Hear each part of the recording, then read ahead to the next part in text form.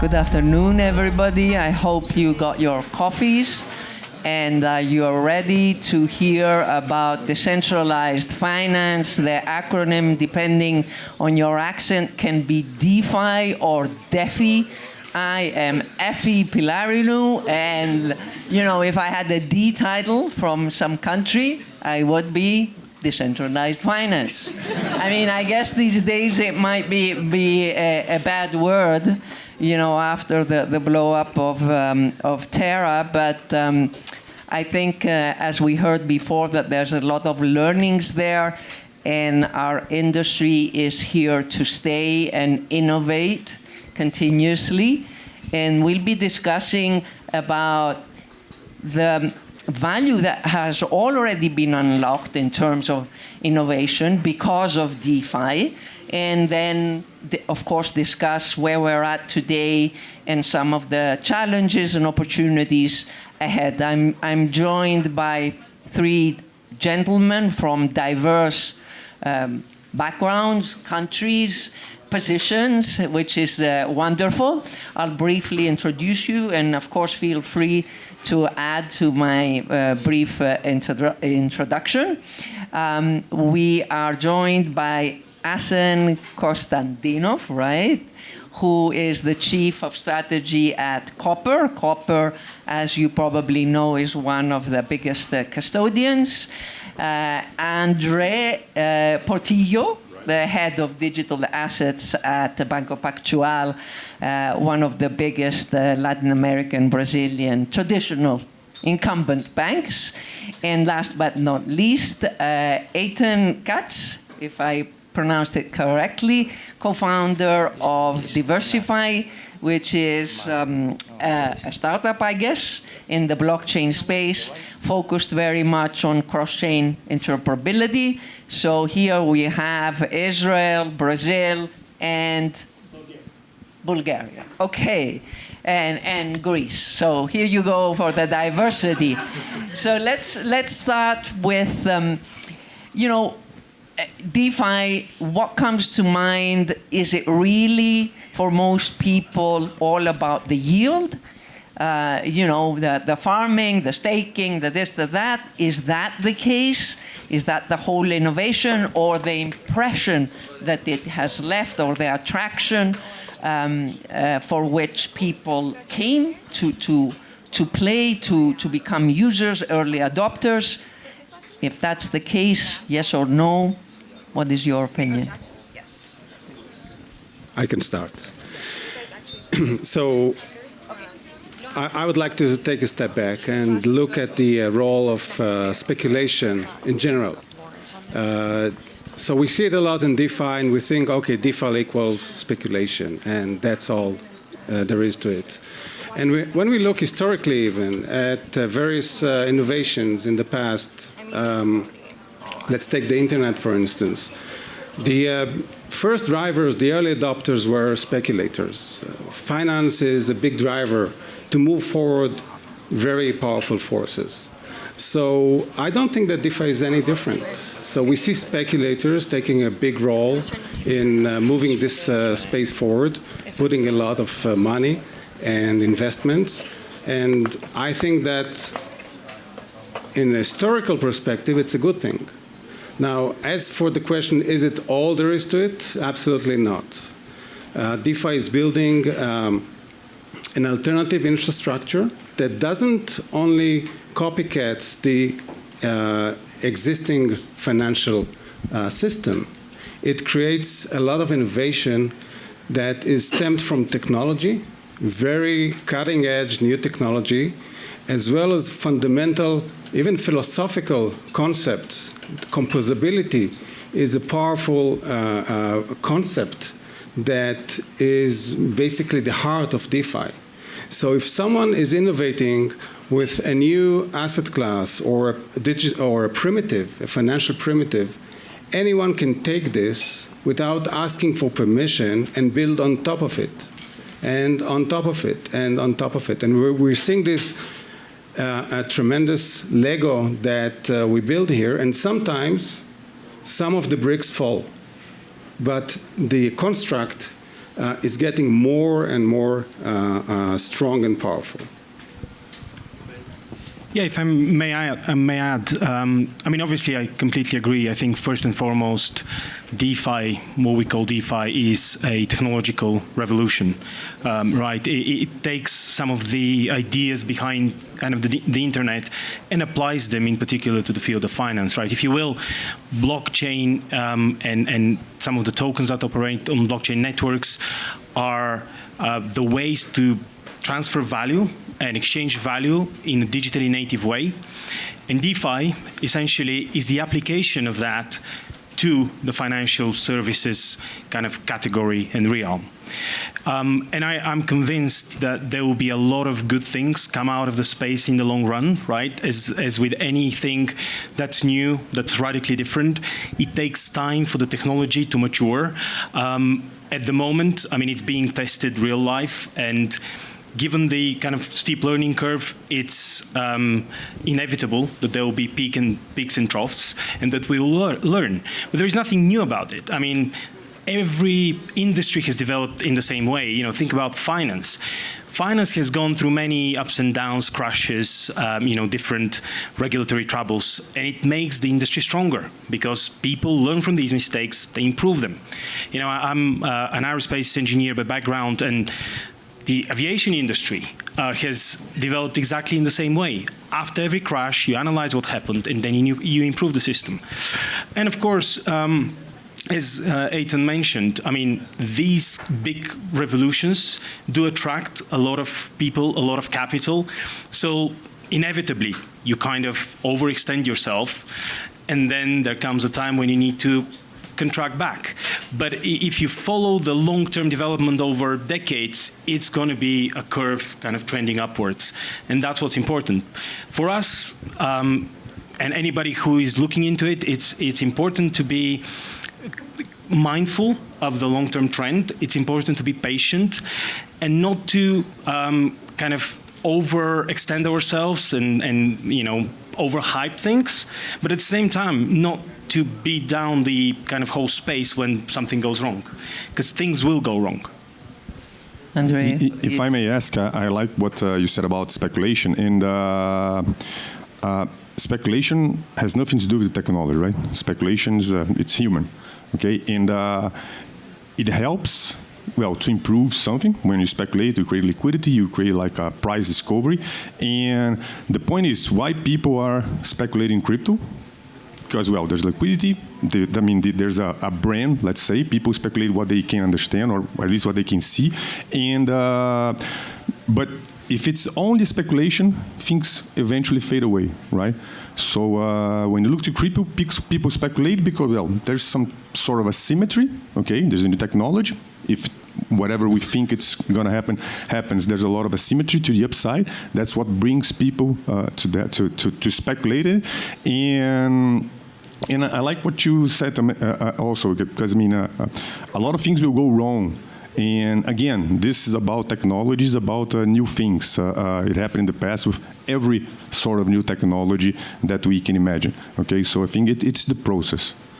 Exactly, and this is probably the first technology where we do have the opportunity to speculate or invest early. We couldn't do it, you know, if you take the example of cloud or whatever, you had to really wait for it to mature. I think there's a very good example. For instance, when you take the internet, for example, if you're not, like, say, on the, small Silicon Valley bubble and you are friends with somebody, you will never be able to get exposure to those new companies, to this technology in the beginning. In crypto, it's much more open than that. So I think that's fantastic.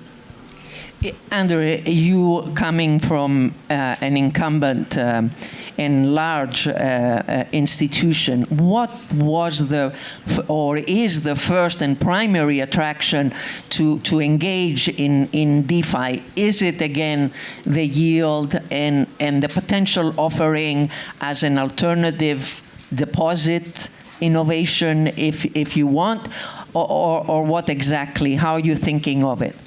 Well, actually, the easy answer is that, well, we start in crypto to speculate, okay? So we are perfect example of that. So we started trading crypto in 2017. There was no DeFi back then. We're just trading, but we don't consider ourselves trading for the bank or for your customers. For the bank. But we don't consider ourselves incumbents because we are always an investment bank that we moved to retail 5 years ago because technology now allows us to do that and compete with the incumbent banks that have big retail branches. But as we started by speculating, by trading crypto, then we start to deal with the technology. And then we start to realize, go deeper and deeper, man, well, this is something that can completely change the financial industry. And then we move to, let's say, to explore new possibilities, franchise business, how can we offer this to our clients, what can we build on top of this technology. So the process that happened at BTG, I think is a good example of what happens a lot in the industry. Okay, you get attracted by speculation, but then you understand, man, this is something that has value. Technology is powerful. Okay, so let's go deeper in that. Asen, you in the custody business, which I like to think that it is the relatively more mature subsector of the broad spectrum of the digital asset class. What have you learned or adapted from the DeFi innovations for your business, the custody business? How has it changed your business?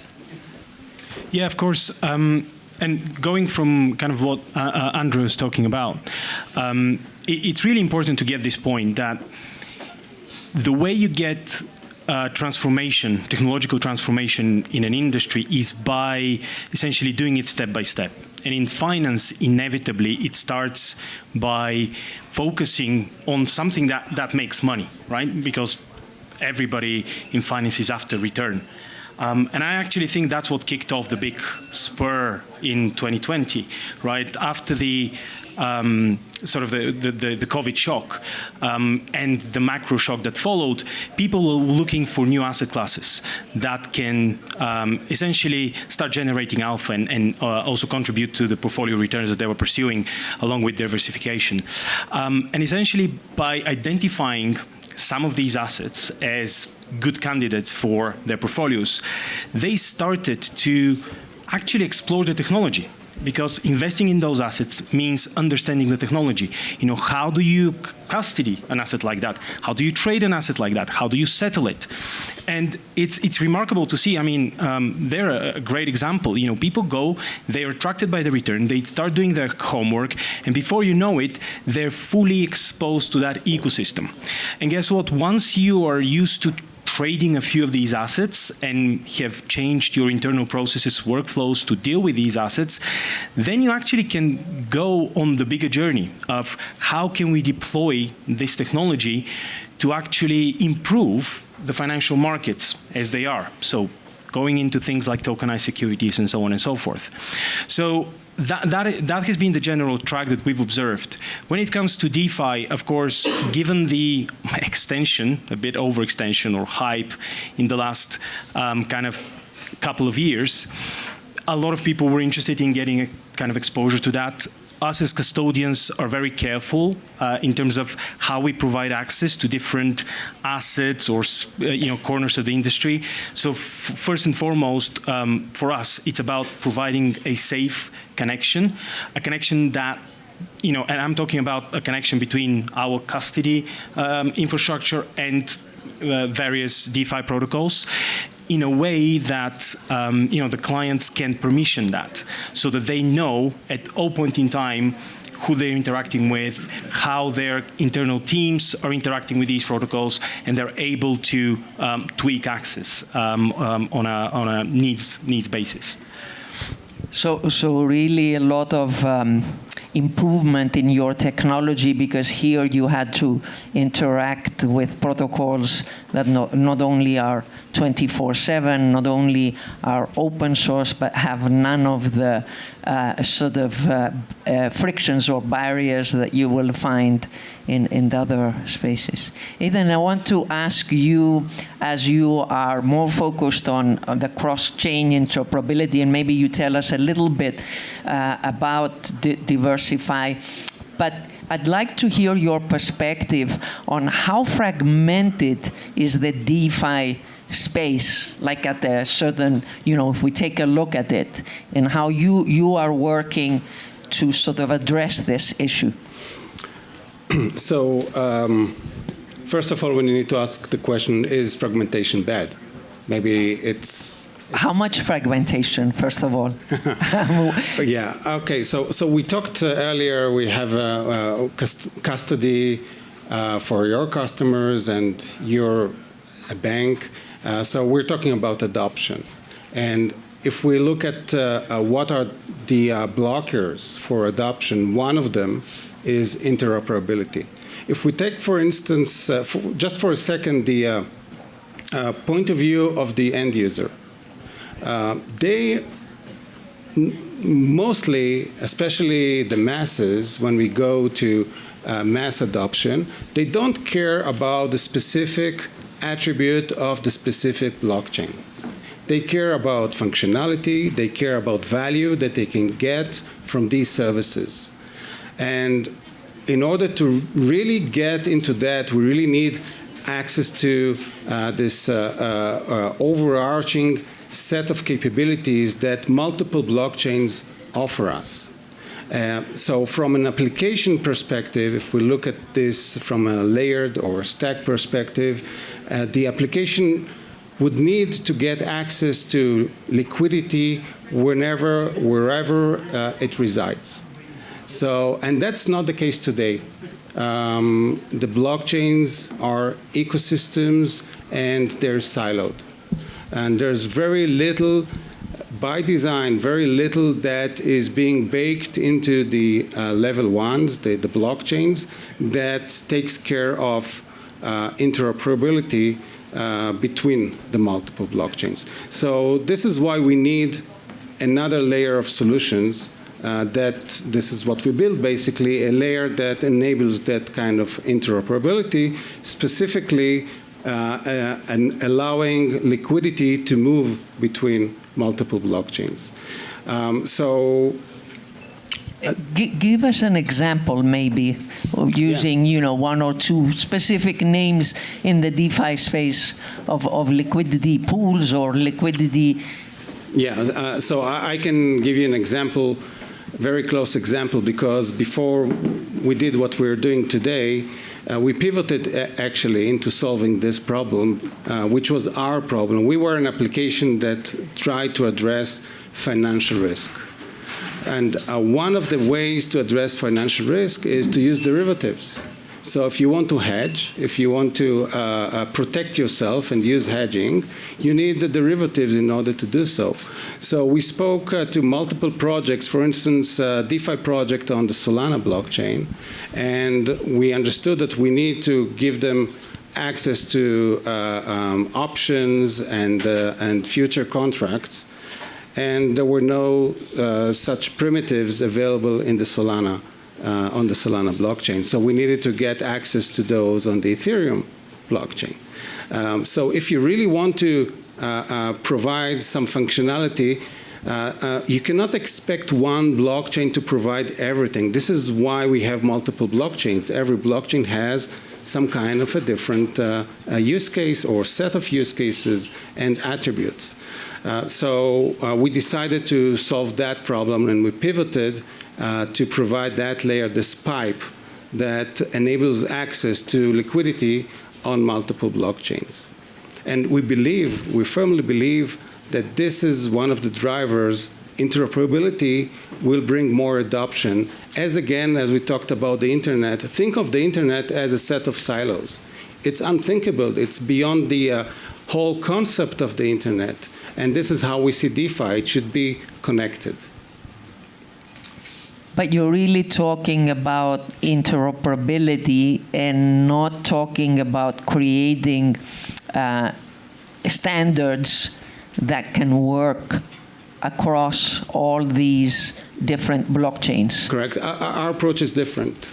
We do accept the specialization of blockchains, but we think that as long as there are native tokens that are developed and implemented on a blockchain, there needs to be access to them from any other blockchain. So our solution is not about, okay, let's set a lingua franca, create the Esperanto of crypto.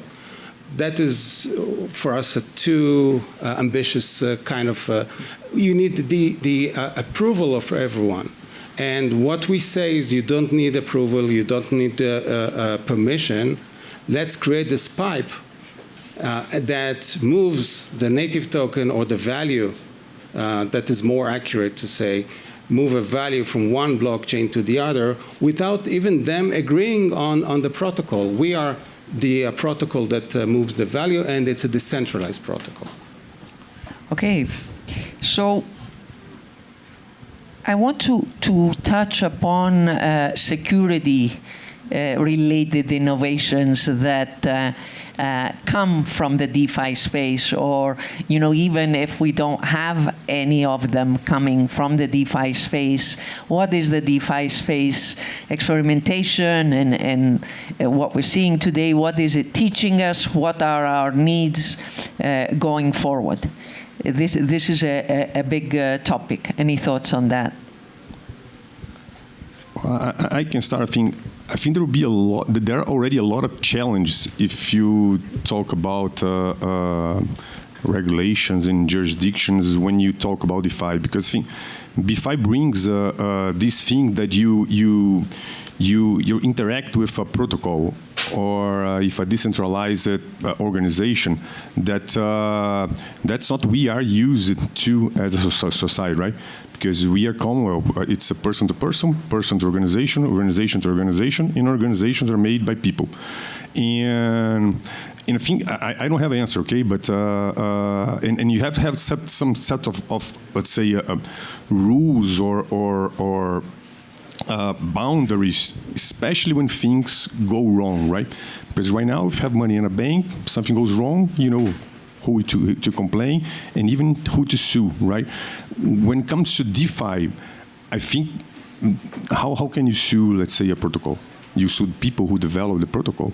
Where are they based? So there's a question that I have that I don't have the answer, but I think that they will need to be discussed a lot if DeFi can really, go mainstream, okay? But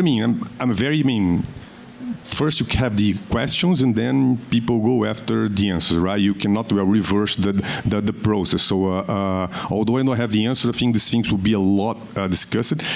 And it is my sense that the answers will come because if the technology is good and if technology helps to solve really some problems that we have, it's very hard to stop the development of the technology, right? So I think that the answers will come. Yeah, I think first and foremost, the new paradigm, if we talk about DeFi as a new paradigm, it's incredibly complex, right? People usually focus on technology. It's not just technology, it's behavioral finance, it's economics, it's security. And all these things take slightly different form when we talk about DeFi. So let's think of it at its end state, where it's fully decentralized, is a great experiment. And it's great for people to experiment, because through experimentation, we'll get to the answers. But when it comes to kind of the sustainable development and how much of kind of the products we can really ship to the public, to the real markets, let's think of it in steps. So you can't really go from 0 to 1 and expect the whole thing to work flawlessly. So let's go in steps. So take the new technology, that blockchain offers, and run it on a centralized, with centralized organizations. That will teach you how to handle the new technology. Then you start experimenting with some incentives to start, getting the decentralized component going, and so on and so forth. But going from 0 to 1 is very difficult, and it's understandably, a lot of the regulators, governments, authorities around the world are having a bit of an allergic reaction because they can see all the things that may go wrong. They need to be taken on a journey. So due to the complexity, I believe that we need to continue to experiment, but we need to, when it comes to deploying things to production, we need to do it in a more gradual way. If I may add, I mean, native crypto guys didn't like that too much, but I thought it's much more evolution than revolution, you know? One more aspect of security. So we talk a lot, when we say security, we talk a lot about cybersecurity, but financial security is as important, especially in DeFi. And many of the attacks that we see, we call them hackers, but basically they're financial engineers, maybe sometimes amazing financial engineers that find the economic or financial loopholes and take advantage of them. So it's not only about, you know, securing the premises and the traditional types of security. We're talking about a new type of security that we need to be minded. Are you talking about UST? That attack was a financial attack initially, right? This is a great point because it's actually a feature and a bug of the system, right? A decentralized system like that, in order for it to function, it needs to find equilibrium. How does it find equilibrium? By people exploiting different things. Yeah. But if you're not careful, they can exploit the wrong things and then people get hurt. Yeah. So, you know, it's a very interesting academic problem that can't be solved basically overnight. Asen, on what you said, you know, this step-by-step approach, would you suggest, and is that happening in the market, that whether it's incumbents or not, you know, it can be fintechs, it can be other organizations, that they should consider, for example, becoming validators? That is kind of one way to participate in a form of decentralization, which is not, you know, 100%, but it gives you. Is that something that you discuss, is discussed in the market, you're seeing and supporting also as a custodian this type of activity?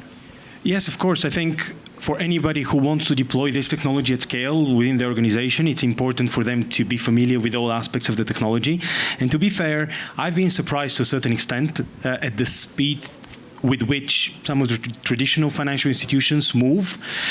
They very quickly get from, because what happened really, I mean, before, just after the kind of ICO boom, you had crypto flash on everybody's radar. A lot of traditional financial institutions started doing some work on it. Then you had the crash, and this kind of, from that aspect, from a traditional finance aspect, the space was dead for a couple of years. And there were various projects within large organizations that slowly died down. They didn't produce much. And then with the resurgence in 2020, really it came from the buy side, from the client side, that was going to their sell side, essentially providers, and asking, what do you have to offer to us? I mean, we want to engage with this space. Help us do that.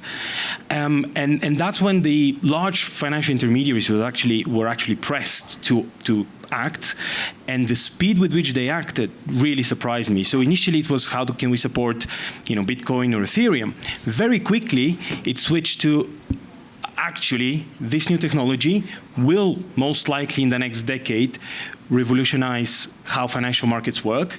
And if we don't act now, then we'll be behind the curve, possibly be irrelevant. And seeing that threat made them really go in. So we're not talking about dabbling here and there. No, these kind of units that you see in teams, that you see being spun up in institutions, and maybe Andre can talk more about it, they're actually going all in. So they're taking all sorts of infrastructure in-house. Of course, in certain cases, they use partners. I mean, we're very proud to be partnering with State Street on their digital asset journey. But they are doing all aspects of the technology. So definitely kind of dabbling with kind of validators. And of course, they're somewhat limited by the regulators in terms of what they can do.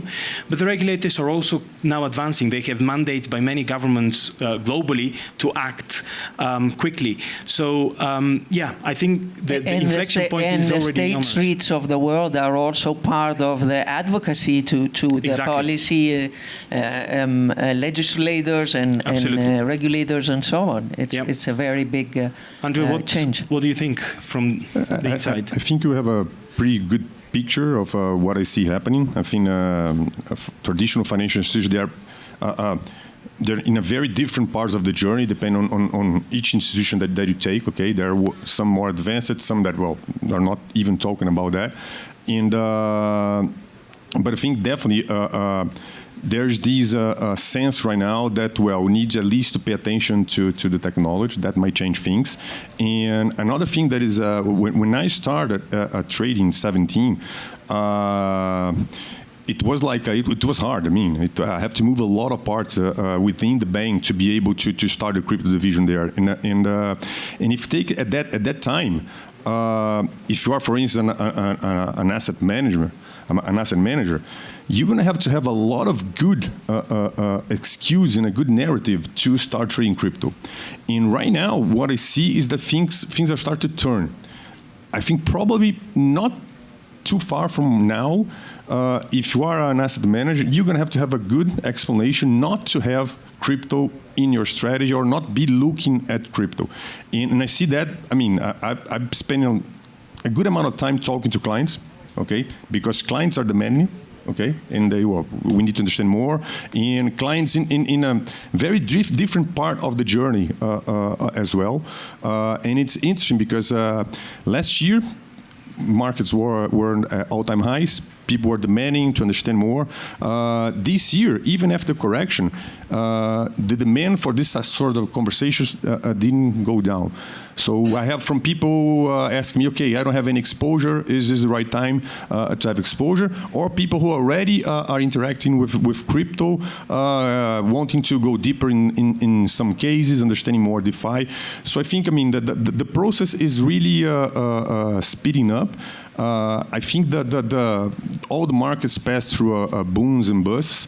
And the funny thing is that most of times the booms and busts, they don't interfere with the development of the technology, okay? And on the opposite, most of the times when you have these bubbles, there's a lot of capital being deployed, and it helps the speed of innovation. And I think we are exactly at that time when things are converging. Crypto is not, well, getting out of, let's say, the niche, the ghetto, let's talk like that, and going mainstream. And I mean, the institutions that will be able to adapt will survive. The ones that don't. Just to add something, when we're talking about this kind of acceleration, it's still on the CeFi part, so the centralized kind of finance part, but it has blockchain at its base. So people are going to get used to the technology then, and I actually have heard in a lot of meetings with these financial institutions, they're not averse to having protocols do take care of some of those tasks, because there'll be a lot of efficiency that would come through it. You know, if you think about corporate actions and smart contracts, right? For custodians, it's a huge saving.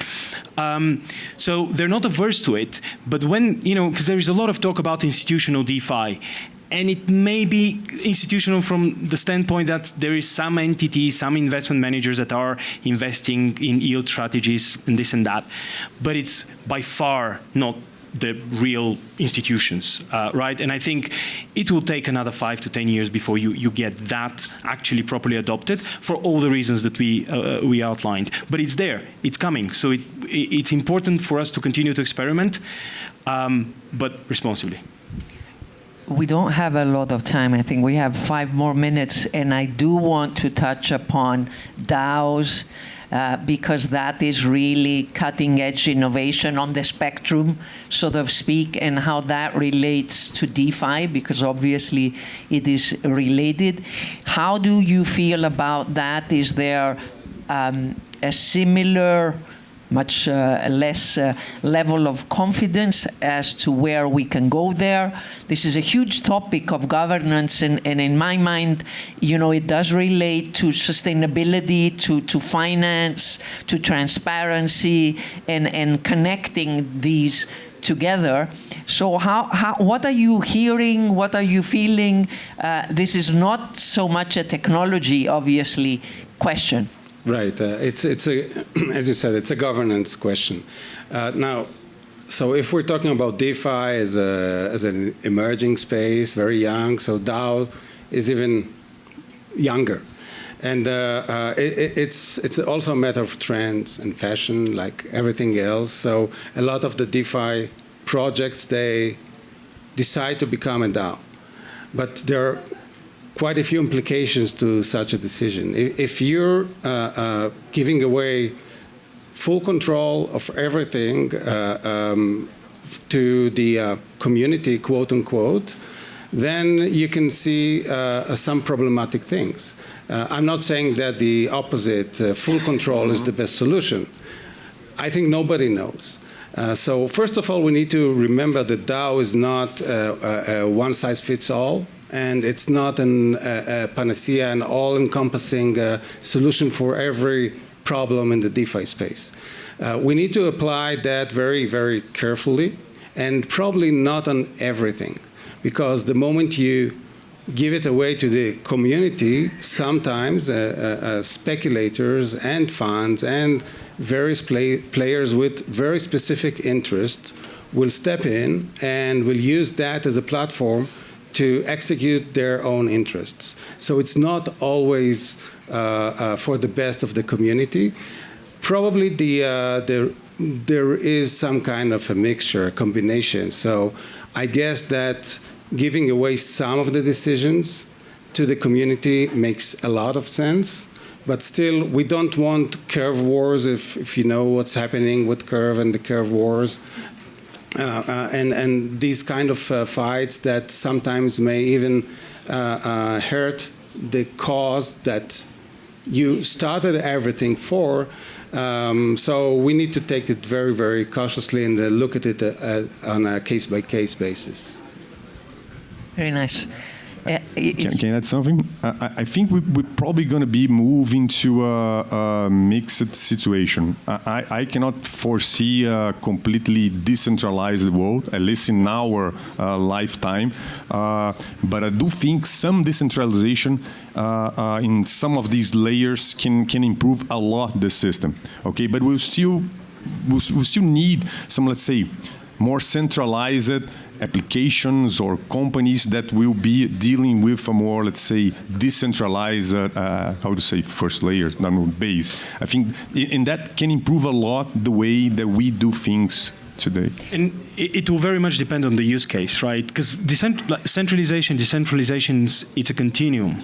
And it's a trade-off at all times. So depending on what you're applying it to, you need to find the right balance for kind of that specific use case. But what I'm hearing from you here again, that we're looking at a hybrid world, much like what we spoke earlier with the different forms of money in different use cases, in different, countries and jurisdictions, and depending on the needs. I'd like to open it to the floor. We can take one question, if there is. Yes. Okay, so I have a question, and Eitan, you mentioned that you spoke about this decentralized protocol in the context of DeFi interoperability. And because the CEO of MasterCard said that SWIFT will disappear within 5 years. So will this be the new SWIFT? Well, that's a bit ambitious, but definitely we are looking at a decentralized settlement layer. Whether it will completely replace everything else, I don't know. I don't think so. But I think there is an alternative, a decentralized alternative to settle transfers of liquidity and assets between various silos. More efficiently, as more efficiently, more cost effectively, and faster, yes. To add to the same question, one of the most negative connotation in the big commercial banks, and I represent Credit Suisse here, and it talks about DeFi security. You guys touched upon the economic risk and cyber risk, but specifically when it comes to interoperability, we have all seen what happened to Axie Infinity, and each of the protocols when they talk about their own security. What happens when these bridges, when these pipes, as you said, starts to get built together? So what about security, what about innovation in the DeFi space to strengthen the pieces of the pipeline of the current infrastructure or the Lego blocks that has currently been built? So you kind of gave my part 50% of my pitch, because these are the problems that we're trying to solve. It's not just the bridging, it's the security of the bridging and also the capital efficiency, because we use liquidity pools for that. So we need also to create a high capital efficiency for the liquidity providers. So that's basically our claim to fame, is the security layer and the capital efficiency combined. This is basically what sums up our solution. But you're right. I wouldn't say that we will never be hacked. Such thing doesn't happen. But what we are doing, we are learning from the flaws of other protocols and implementing solutions to those flaws. Thank you. One more. Yes. So we had 3 sessions about finances in general, CBDCs, the future of money, and now DeFi. And I kind of never heard these 2 words together, and I just want to throw them at you and tell me if they make sense together. And if so, what do you understand by them? Programmable and money. Well, in reality, everything we talk about is pretty much software, right? Whether we talk about the protocols, underlying blockchain, and the algorithms, it's all software. And software is to be programmed. So that's where you get programmable money from. Essentially, you can program within the protocol certain actions or certain scenarios of how this should be expected to behave. Is it related to the DAO idea or not? Not necessarily. It could be, of course, in the perfect sort of paradigm. Yeah, everything comes together, and we're all living in a happy world with rainbows, unicorns, and sunshine. Unfortunately, as we've seen over the last month or so, it's not always that easy. So again, step by step, and we'll deploy the right technology to the right use case at the right time. Might add something. In people sometimes I think are a little too hard on crypto and blockchain technology, because Ho said it should work perfectly from the beginning. And not even one technology was like that. Okay, look to what was the car like 3 decades ago. Okay, so I think that's the process. People are sometimes too much like anxious about it. So just to add about programmable money, it's like a nuclear technology. It can be used for good purposes. It can be used for very bad purposes. It depends what you program into the money. You can bake into currency sustainability. So you can automatically offset the carbon footprint of every action that you do, baked into money. And you can use that to control people and track what they're doing and impact the civil. I didn't say that, but it really depends what you do with the programming, what you bake into the money. Okay, I think that we have to close here, and programmable money, I feel that we are really at the very first stage with just the basic blocks and trying to prove what is possible if we have, 10,000 cryptocurrencies and maybe another, more that will be coming, and then we'll be able to do the more complicated stuff of bundling different aspects beyond what we understand as money today, right? Thank you very much. Thank you. Thank you for having us.